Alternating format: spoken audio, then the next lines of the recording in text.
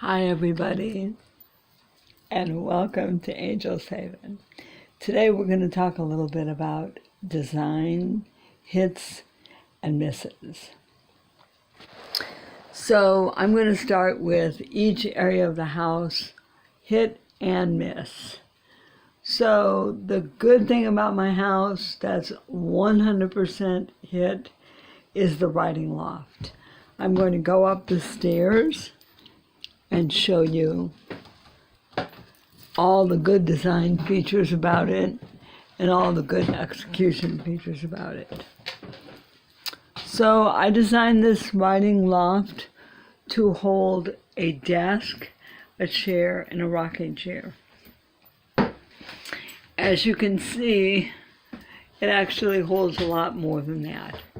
It has a bookshelf, it has a small shelf on which I have mementos, it has art on the wall, it has the desk, the chair, the rocking chair, a little stool where I put my coffee cup, it has a little cabinet that holds my printer, it has the little sewing drawers that I found at Secondhand Rose in Lodi.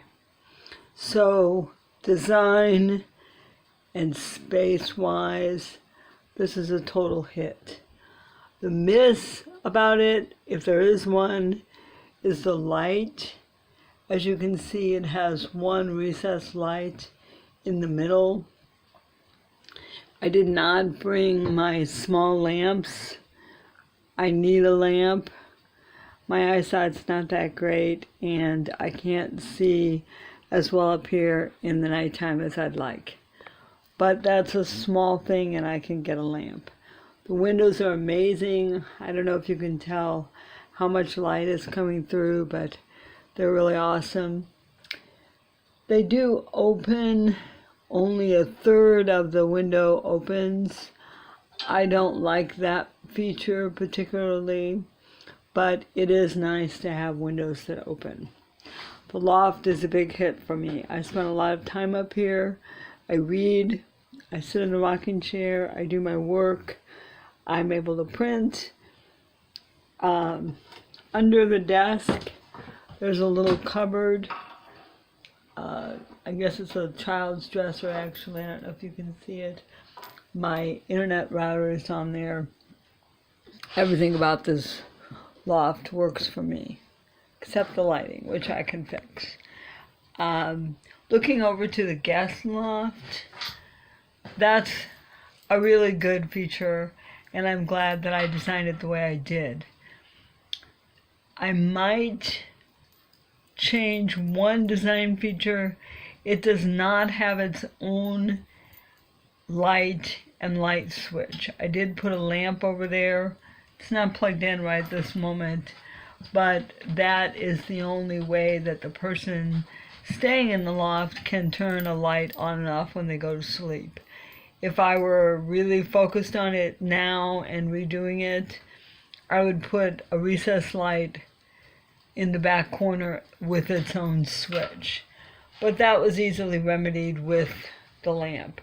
As you can see, the guest loft also has two nice windows, and I really like that feature of the guest loft. It is probably deep enough for a full mattress. What's in there now is a twin air. If I were redesigning the guest loft now, I might make it a little deeper so that it could have, for sure, a full mattress and maybe a little extra room. I really like the railing. It's exactly what I designed. And as you know from previous videos, that's wood from my house in Kansas City. So the guest loft is almost a total hit. The lighting, again, as with my writing loft, the lighting is a little bit of an issue. I'm walking downstairs. I'm going slowly so the camera won't shake. And as I'm walking, I will tell you that the stairs are functionally a big hit. They were intentionally designed to be deeper than most risers might normally be. I'm going to turn around and show you. And the reason they're designed to be deep is that because of my disability, it's hard for me to walk on shallow stairs. By having the stairs that deep, they do extend out into the room a lot, but that's necessary in order for them not to be steep. So in terms of the depth of the riser and the grade of the climb, that's a big hit. I like the rail and I like the wood. So from that standpoint, all the wood is wonderful, including the stair rail. What's kind of a miss about the stairs is the storage. I had expected the stairs to be made of consecutive boxes, and I didn't expect the small compartments that you see. I have things in them, but they're not really being very well used now. I have to figure that out. The big compartments are fine. As you can see, I have a little mid-century sewing chair put in this compartment. I don't know if you've seen this. Let's see which side it opens on. Yeah, I found this at a thrift store, antique store or something in Lodi. I really love it. And before I had it, I had this little wicker stool under that cabinet. It also fits under the cabinet. I think that cabinet could be more effectively used, but I really like putting the chair under it. The bed area is, like everything else, a hit and a miss. It's a hit because I do have a bed on the first floor, which was important. There are some days that I can't really walk that well in the morning because of my particular CNS deficit. I did sleep upstairs at my house in Brookside, but I'm sure it's better for me not to be climbing up and down stairs, even easy stairs, when my brain is not fully functional in the morning and late at night. It also puts me on the floor with the bathroom. In my house in Brookside, there was a bathroom upstairs, so that was not an issue. What's a hit about this also is I love the windows. They do let in natural light and air when I open the curtains. The curtains are there because I'm right at the level of the other houses in the park, and I needed the privacy. Also a hit about this area, there is a lot of storage. A miss about it, I had anticipated that people might sit on it when they come visit. Turns out that's not really the case. I think it's too much like a bed. There is a divided storage area under it. It's a lot of storage. That's a big hit. I think the back covering for the storage could be made to tilt up, and then we could turn the futon, which is what that is, into a sofa when I'm having company. That is a design modification that I make. The miss about the storage is that that lid is very heavy. It's very hard for me to work. And also it has a lid in the back and a lid along the end where the pillows are, and they are not hinged. And they just smack me when I try to open them. That's really bad. A hit about this storage, the front half of this is two big drawers. They're not really drawers like on runners, they're boxes on wheels. And they're really easy to use and provide a lot of storage. I like the space where I have my Amish tables. That was deliberate because I already have these tables. And the outlets over there have USB ports, and that's really good.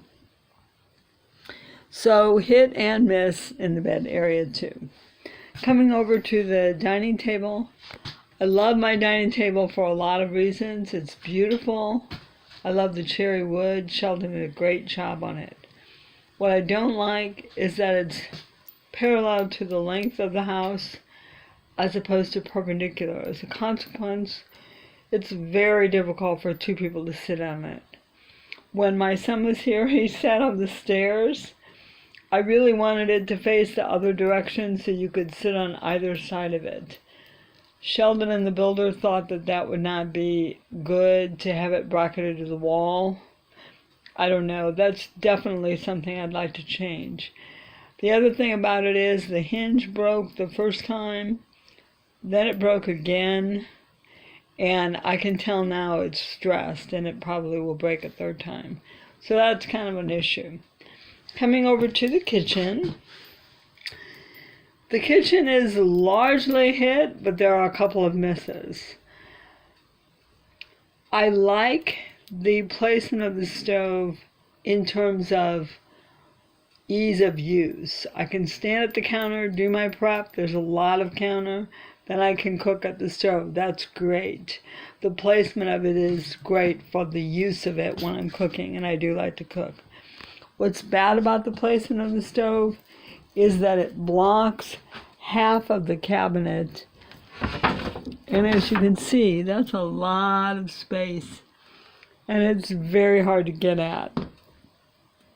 Also, this sliding door was warped from the get-go. We have worked on it, and it's still not right. I like the stove itself. Works great. It's totally propane, which is what I wanted. It's 3 large burners. Perfect. Nice storage under it. I haven't used the oven part yet, but I'm sure it works. The counter, I love the butcher block. That's a big hit. I don't love the plywood fronts on the cabinets and the drawers. I didn't realize it was going to just be plywood. I would like to replace that with a nicer wood. 3 of the drawers work great. The bottom drawer doesn't open very well. All I have in it is pot holders, but it sticks. So that's a miss. A miss also is the width of the doors. They're very narrow. I had to buy a new silverware thing, even though I had a very nice one. So that was a little poor planning. I love the sink. I don't love the fact that apparently the hole was miscut and the builders spliced it. And as you can see, the splice came off the minute I started using it. The very first day, I finally took it off. I removed the glue as well as I could. That has to be fixed. The reason the secretary is out from the wall, the wheel well is there, and I like that. It forms a little cubby. I wanted the secretary there. You might think it's heavy and takes up a lot of space, but it also provides a lot of storage. In fact, it provides more useful storage than just having a long counter would have, and I don't mind that at all. I love the tile backsplash. It's the tile I picked. It's exactly what I wanted. It's the exact color I wanted. There are a few tiles that are not properly installed, so they rippled a little, but I think you'd have that anywhere. In any new build, there are going to be flaws. I love the wood. I just think it's gorgeous. So the kitchen mostly is a hit, few little misses. I'm not really sure how I would relay out the stove. I guess I would try to put the stove maybe where the drawers are. That's the only thing I could think of. And then put another cabinet over there or drawers over there. But it works well for cooking. The washer dryer cabinet and the refrigerator cabinet. I have a lot of mixed feelings about this. I don't really like having the food so close to the bathroom, especially since I have a composting toilet. Although it's very sanitary, it's closed and locked. There's just something psychological that I didn't think I would feel about having the refrigerator right there by the bathroom. I just have to be honest about that. One design change that we're going to make, very simply, the refrigerator now opens left to right, and we're going to flip it so that it opens right to left. and they'll at least have the refrigerator opening not right at the bathroom. Having the canned goods below the refrigerator next to the bathroom, that's a little bit of a problem for me. I don't think it's actually unsanitary, but it feels unsanitary. The other problem with that is it's hard for me to get down there, and that's just a function of my disability. I put this metal cart in here that I ordered from Amazon, and that helps a little bit. But even so, you can see, because my hands are weak, it's a little bit hard to manipulate. And it wouldn't be if I were able-bodied, but I'm not. So I don't really know any other way to do that. As far as the refrigerator itself, it's a perfect size. I think they call that apartment size. I love it. I love having space above it to put things that I don't use very often, although I do use that little food processor a lot. Having the towels above the washer dryer unit works. It's a little messy looking. If I were able-bodied, I could take a towel out without pulling off all of them, but I'm not. So the cookbooks, as you know from other videos, vibrate every time I use the washer. The washer dryer cabinet is a problem. It is not level, and there's nothing to do about it because the washer sticks out, and I think that's why it all vibrates. I'll come around so you can see. The washer is deeper than the cabinet, and we knew it would be a little deeper. I don't think we thought it would be that much deeper. As you can see, Joe the carpenter has put leveling boards in there. That has helped quite a bit. There is storage under there, my wonderful toolbox, laundry products, extra bags, extra peat moss. Those things I can grab and it's not a problem. But on the whole, this area here, I think I would design it differently now. I'm not really sure what I would do.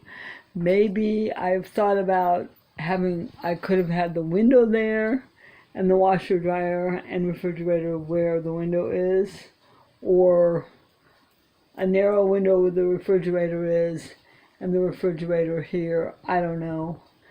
I think we did the best we could with the space we had, maybe. But at any rate, hits and misses on the design and placement of those two appliances.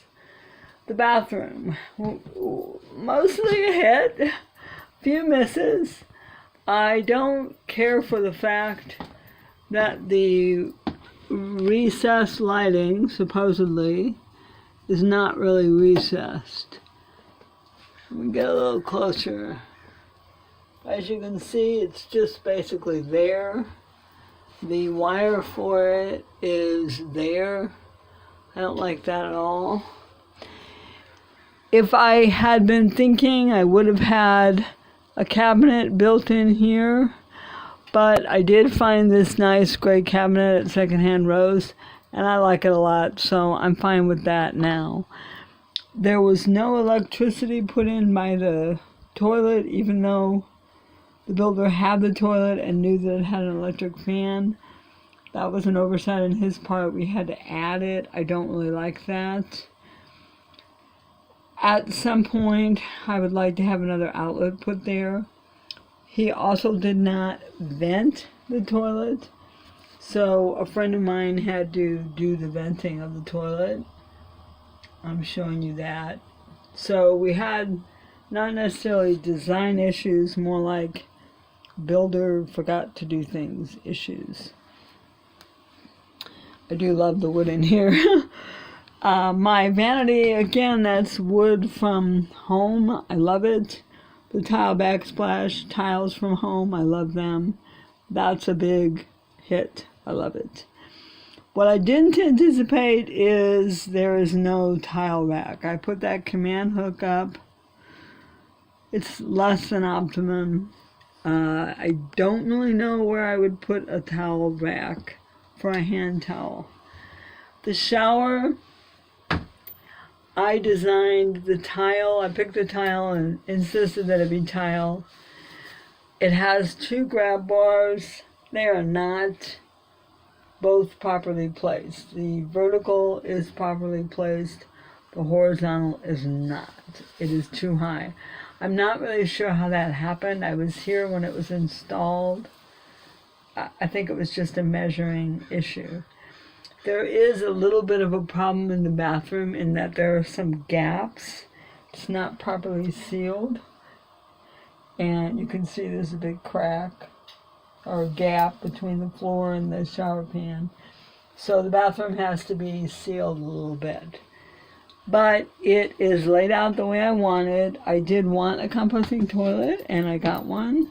I'm not 100% satisfied with the composting toilet, only because, again, my disability makes it difficult. It's very heavy, and you have to flip it over to empty the fill and change it. I'm not really sure what I'm going to do about it. I also find that my guests are a little bit put off by the idea of a composting toilet. Big problem in the bathroom is that there is no vent fan. I don't know why there's no vent fan. I'm just assuming it was an oversight on the part of the builder, and I don't think you can add one after the fact. The window is open. I like that, but I have to open it because of the air, the moisture when I take a shower. So the bathroom is laid out the way I want. It's got the tile I wanted, the vanity I wanted. It has a few issues. Overall, there are things I would change now that I've lived here. I would also mention that the floor is laminate.